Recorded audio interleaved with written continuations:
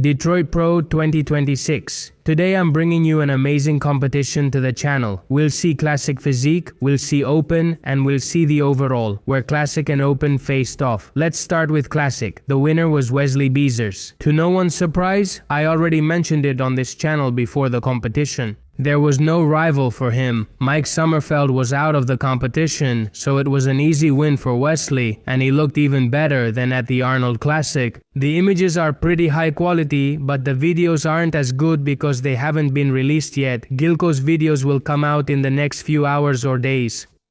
Even so, it allows us to appreciate a very good version of Wesley, the best one in my opinion.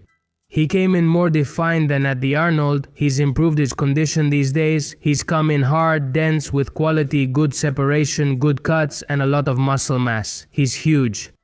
Also, that fantastic black background allows us to appreciate his physique much better. They gave him a trophy and also a really cool belt. Look, here it is. It was from the event admin with the belt. How nice, I want one too. And now Wesley will finally be able to eat, even if it's that kind of pizza with chickpeas. What is that, Wesley? For God's sake, order yourself a 4-cheese one. The truth is he can't. Because let's not forget that he's going to compete again at the Arnold United Kingdom at the end of this month, where he'll have to face off. Now it's really against Mike Somerset, unless he fails again for the third time.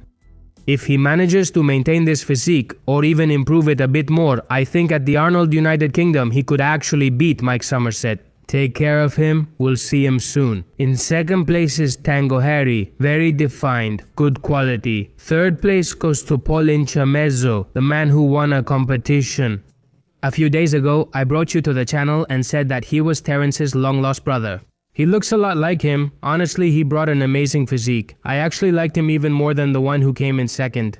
Fourth place David Aguilar, fifth place Lamar, show and attention, sixth place Victor Del Olmo. The Spaniard finished sixth in a competitive lineup of 15 professionals, which is very good, and I'm happy for him. This is the physique he brought.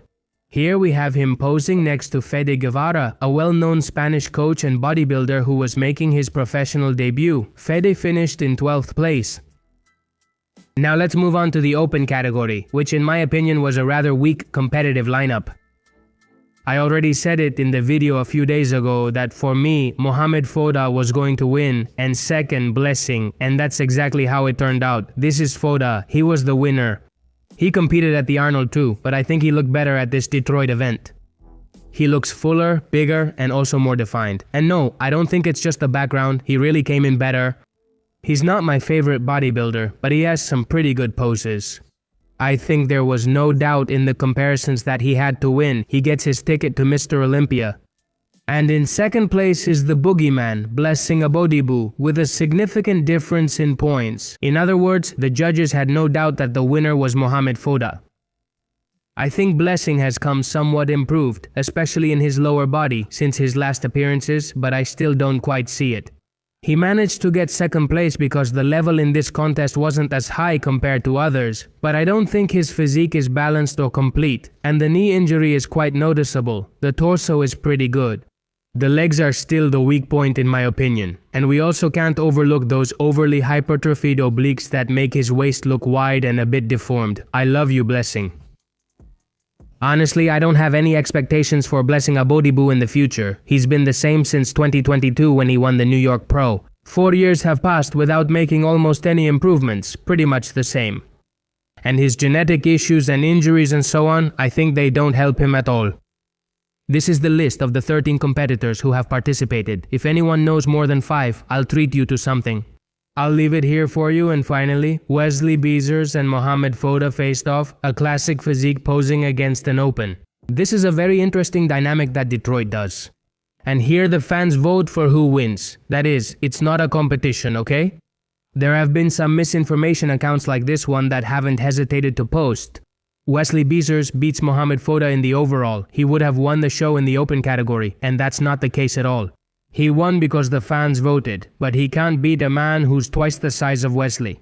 The same angry man commented on the post saying that he needs to see a psychiatrist as soon as possible. Even Gilco, the videographer, had to comment several times to fight the misinformation. And come on, I'm telling you here, it's not a competition, it's simply a spectacle, a show, where they compare them to entertain the audience. It's a dynamic that I find super interesting because we've been able to see Wesley Beezers do open poses, and honestly, I was pleasantly surprised. He wins because he's the good one. That's just what he does. El dorsal y le queda un poco extraño. But the side triceps pose, wow, it looks really good on him, huh? It looks better on him than on Foda, that's how it is. The ball and legs much improved once he got rid of it. He had surgery and then the muscular show. Wesley looks better in open poses than in classic ones. Then they had Foda do a classic music pose, but he was confused, asking what to do. He ended up doing it badly. I love this dynamic and I hope they do it in more competitions. I wish they would do it with men's or with Wellness Natu, but we're not going to see that here now. Mangal against Neil Darweb. This is just a show-off. It's a meaningless gesture. Aren't they just facing off simply to entertain? Here we can see the top 5 of Mr. Olympia, including our Spanish bodybuilder. And I have to say he did a very respectable job. Against Niall Darwin, he held his own quite well against a world-class competitor. In some of the poses, they weren't that far apart, but of course, it's Niall Darwin. He's among the world's top 5, and in my view, he stands out the most. I like that they've also done some open style poses like most muscular expansions. Neil, he's weighing around 115 kilos and he's 8 weeks out from competing. He looks in impressive shape with incredible basic proportions. Come on, this bodybuilder doesn't need anything else to look like the standard. I think that if Kim Ángel had competed in this event, he could have easily made the top 3. My conclusion about this Detroit Pro is that it should be the standard for other competitions. The background is dark and allows you to see the competitors very well, without unnecessary distractions from moving images. Bright colors, invasive advertising, I think they do it very well. This is true bodybuilding.